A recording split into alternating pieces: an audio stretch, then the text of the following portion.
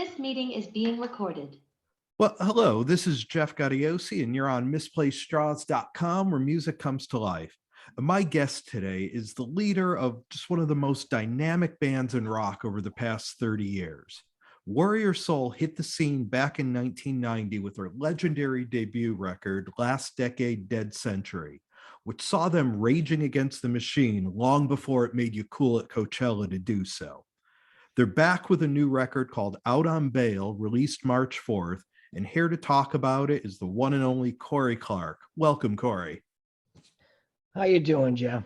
I'm doing great, man. It's amazing to talk with you. And so this new record, Out on Bail, it's the typical ferocious Warrior Soul record. Let's start with the band. Who's the core band with you these days? It's Christian Kimmett from Edinburgh, Scotland. Mm-hmm. He's playing bass. The guitar player, the main guitar player is Dennis El Guapo Post, and he's from Denmark, Copenhagen. And on drums, I'm using John Besser and Yvonne Tombach from Spain, and John Besser's in Staten Island. So, they're all over the place.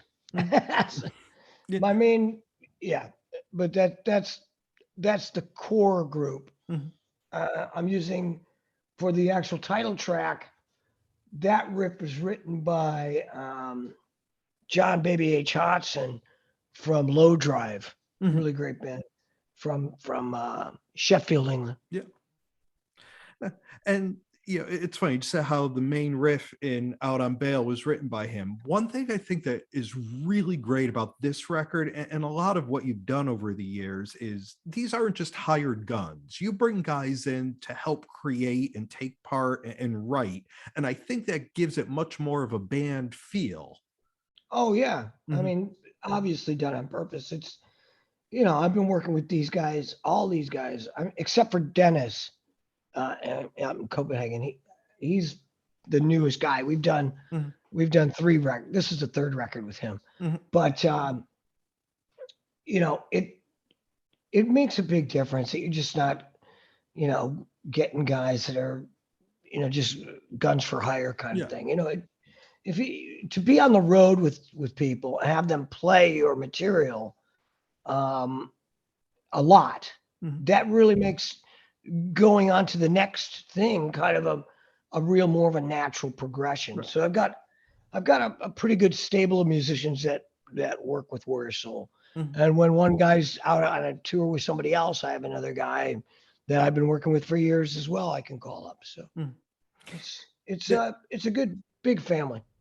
And lyrically, the record picks up right where other Warrior Soul records left off. The title track, Out on Bail, is a little bit of your own story. You want to talk about that a little bit? Oh, yeah. Well, I was playing with a band called Dirty Rig for a few years, and we did an album and a couple of videos, etc. And when it came time, I said something wrong, I think at the bass player's wedding. To his mom, and he ended up they fired me. He fired me from the band, and told me he was taking all the publishing. Anything I'd written was going to be re-recorded and all this shit. And I told him to fuck off. I said, if I come out to fucking Long Island, I'm gonna be meeting you with a fucking baseball bat, and I'm gonna put it right over your fucking head. And so he had some friends,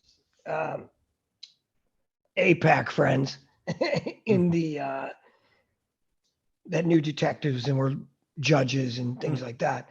So they took the message off the machine, and the detectives in Brooklyn they were searching for me for 2 weeks. They could never really catch me because I was always at the bar, and different bars at that, because I knew they were after me.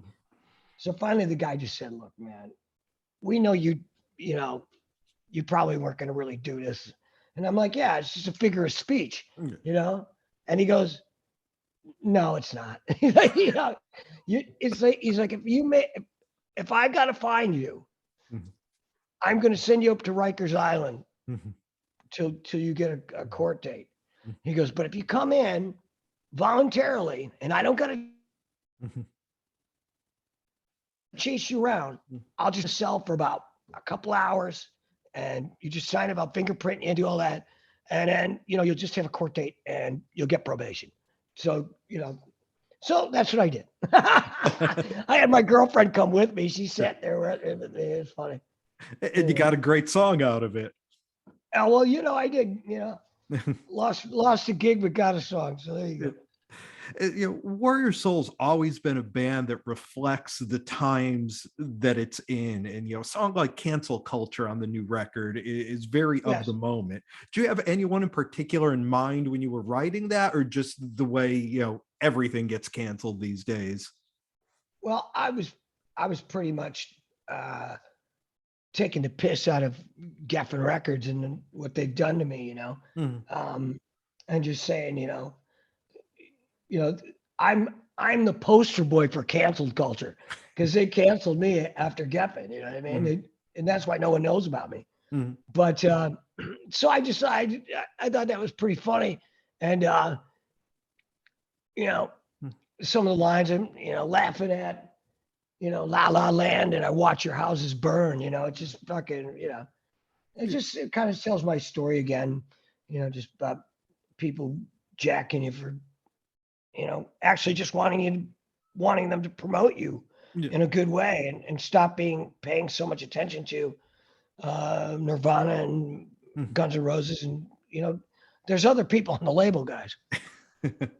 Well, and it's funny because what Warrior Soul was on those three Geffen records, which are all classics, and the Mm, band or the label kind of dismissed you and didn't give you the backing you needed. But then you get a band like Rage Against the Machine that comes in and does pretty similar to exactly what you guys were doing, and with right. label support becomes huge. Well, well, those guys had a funky feel to them. Mhm. That was more of a rapping Yeah. funky feel, and they had a black lead singer. Mhm. And politics apparently is only allowed to be talked about by black guys or Mexican guys. White guys aren't allowed to complain about politics Mhm. in music, apparently. Mhm. I mean, I don't know why. I mean, the Pistols did it, and they didn't like them Yeah. either. You know what I mean? Mhm. But yeah, I did lay it down to like those guys, you know, were really successful because they were really catchy, funky kind of thing. Mhm. Whereas I'm a straight up rock dude, so Yeah. it was more, you know, it's more of that thing. It was more skateboard. I'm more intellectual. Yeah. I'll tell you, man, I'll put Golden Shore and the Losers up against any Oh, song written in the last 30 years. So, oh, thank you, man. I appreciate it. Really, it's cool. No, they but are good songs, of course. but you talk about the politics that you always brought, and on the new record, Hip Hip Hooray is Yeah. picks up where four Trump more died of years. COVID today. Yeah. Yeah, but I mean, it picks up where the party and four more years left off all those years ago. Oh, I mean, thank you. did you ever think that the same message would still be probably even more valid today than it was way back then? No, I Mhm. didn't, and I'm sorry it is. But Mhm. you know, what are you going to do? The corporate ghouls, banking scum, Mhm. all the people that try to control and steal elections, uh, they're there. I mean, they make a lot of money doing that shit. So Mhm. what are you going to do? Yeah, I'm one of the only voices around that does it with some humor Mhm. and kind of gets in. I love the lines in Hip Hip Hooray. Freeze his body, put his kids in a cage. That's pretty good. Well, like I said, I mean, the years have not mellowed you out at all when it comes to your No, lyrics. This record goes up that's against for those sure. first three any day. Well, I'm a little bit more mellow at the house. Not that much. Yeah. That's for sure. Yeah. Yeah. And I mean, you don't live in the US, haven't in a No, while. I fuck mean, no. does it give you a different perspective on this country and the stuff you sing about when you're looking at it from the outside rather than being in it? I, mm, I guess, yeah, I guess you could say it does. I mean, it makes me happy that I'm not there. You know what I mean? Um, but I still feel completely connected in the sense that we are such a global Mhm. planet, and the U.S. has got so much reach and so much influence over everything. I've got to fight for what I believe is, democracy. Let people vote. If people, honestly want to have Hitler being their guy, for the president, I guess people can vote Hitler in if they Yeah. want. But to have people, I fight for what's right, I Mhm. think, and you know, the things that we're seeing, the Republican national cult getting into now, uh, trying to take everyone's voting rights away and trying to put Republican legislators in charge of counting votes. Dude, it's like that's stuff we have to stop. I mean, that's just ends democracy, doesn't it? Yeah. Yeah, without a doubt. Yeah. And we were talking about your band members a little earlier, and you have really a global band. I mean, your guys are all Yeah. over the world. And Not China, but yeah, everywhere yeah, else. but how has it been, with the pandemic, not only trying to record, but just, every country is reacting differently and It's has different oh, it's little. just it's harder to mix. Mhm. That's for sure. Yeah. It's much harder to mix. Mm. But as far as recording and stuff, I'm pretty happy not going to the airport. Mhm. I'm like, I don't mind not flying right now. Yeah. Uh, I wear 3 masks Mhm. to the shops, when I go out. So, but as far as recording, I think mixing is the one that where it really is hard Yeah. because little changes that you need in the mix, if you're mixing with somebody else and they're not in the room, Mm. it takes hours and hours and hours of sending emails back and forth to the mixes. Mm. So it's a pain in the ass. Mm. But other than that, it's cool. We live kind of in this, Spotify streaming world now where music almost gets watered down, becomes disposable. I mean, do Right. you feel that, I mean, kind of for lack of a better term, sort of the protest bands like Warrior Soul, I mean, how do you guys find your footing and your place in this world as opposed to when you started, when albums were the thing and somebody sat and listened to it end to end and got the message you were talking about? Well, I think my demographic, as far as audience age, uh, is people that still listen to albums like that. Mhm. Um, you know, the people that are under 20 that listen to Warrior Soul records are barely existent. You know what I mean? There's I don't know. I mean, I'm trying to reach out more now, working with Spotify, trying to find new listeners that are younger, maybe. But my guys, I don't really have that problem because all my guys want me to make big, strong, pointed albums Mhm. that they can get into. Uh, and I released 2 singles on this record already, and I'm going to release Hip Hip Hooray on March 4th, the day the album Yeah. hits. And do you think you'll be able to hit the road at all to support it, or is it just kind of a wait and see what goes on with the pandemic? Well, it has been wait and see for the last 24 months, Yeah. but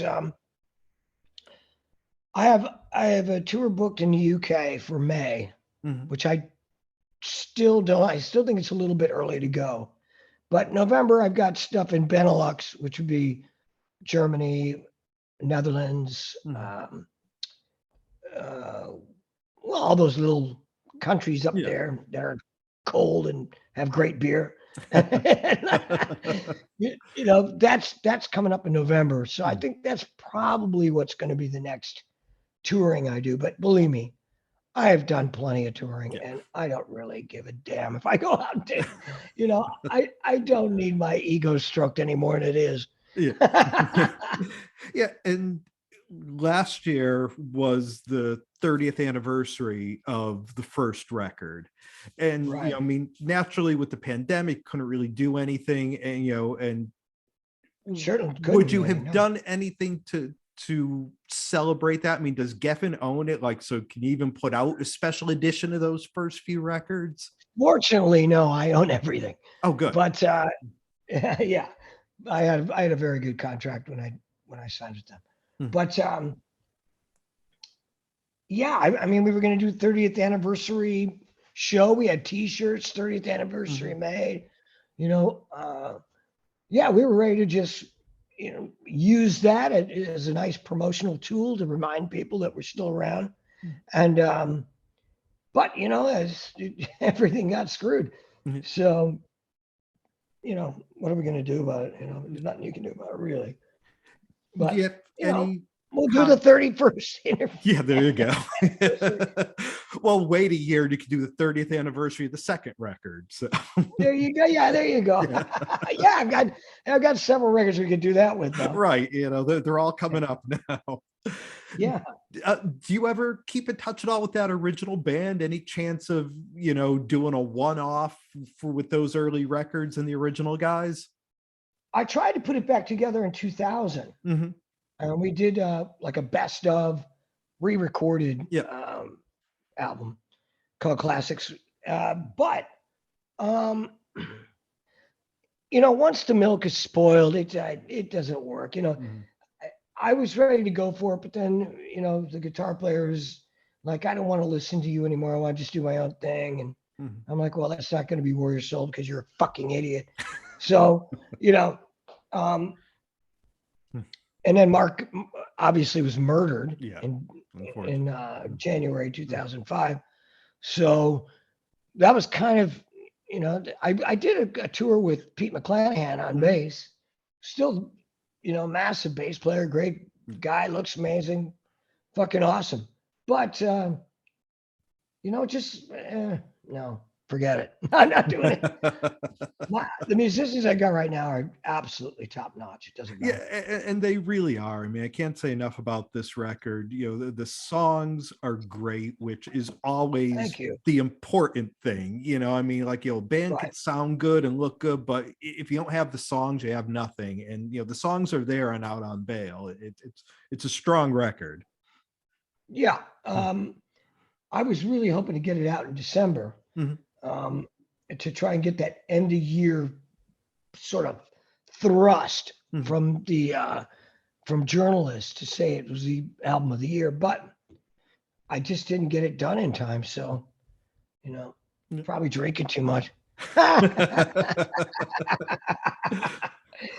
but I think it's cool to come out in March. It's okay. Yeah, we've been spending some time here with Kory Clarke of Warrior Soul. As I've said, just one of my favorite bands for a lot of years. The new record's called Out on Bail. It's out everywhere March 4th. I believe you have some physical copies available as well, and the downloads, of course. Yep. Yeah, I'm just negotiating a vinyl deal as well. So. Oh, awesome. That's all coming together. I mean, it's amazing in vinyl right now.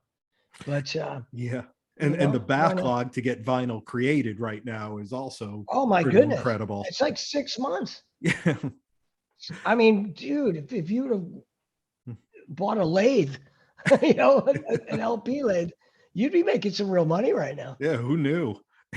Yeah. Well, but it's cool. Kory, thank you so much for spending the time to do this. Best of luck with Jeff, Out on fantastic. Bail. And you're fantastic. It's great. And I hope we do this again sometime. If you're getting ready to hit the road or whenever any new music comes out, we'll definitely get together and talk about it. Absolutely. When I get some new stuff, you'll probably be the first to know about it anyway. You keeping tabs on me. So So just drop us a line, drop us an email, and we'll set up another interview with you. It'd be great. You got it, my friend. Thank you very much. Cheers, bud. Bye. Have a good weekend. You as well.